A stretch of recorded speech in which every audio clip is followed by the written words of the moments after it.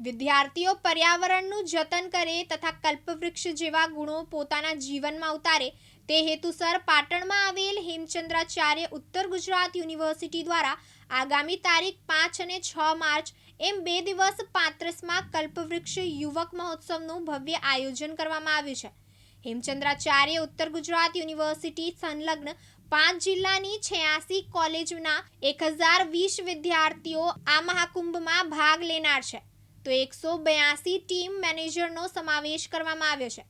યુનિવર્સિટીમાં યોજનારા 35મા યુવક મહોત્સવમાં વક્તૃત્વ સ્પર્ધા, ગઝલ, શાયરી અને કાવ્ય લેખન, ડિબેટ, ક્વિઝ, હસ્તકલા, હોબી સહિતની વિવિધ સ્પર્ધા યોજવામાં આવનાર હોવાનું યુનિવર્સિટીના શારીરિક શિક્ષણ, યુવા અને સાંસ્કૃતિક પ્રવૃત્તિ ડાયરેક્ટર ડોક્ટર ચિરાગ પટેલે જણાવ્યું હતું. હેમચંદ્રાચાર્ય ઉત્તર ગુજરાત યુનિવર્સિટીના યજમાન પદે કલ્પવૃક્ષ 2025 34માં યુવક મહોત્સવનું આયોજન 5 થી 6 માર્ચ દરમિયાન થઈ રહ્યું છે. આ યુવક મહોત્સવમાં 86 કોલેજો ભાગ લઈ રહી છે. એના 1022 સ્પર્ધકો સાથે 182 ટીમ મેનેજર આ સ્પર્ધામાં ભાગ લેવાના છે.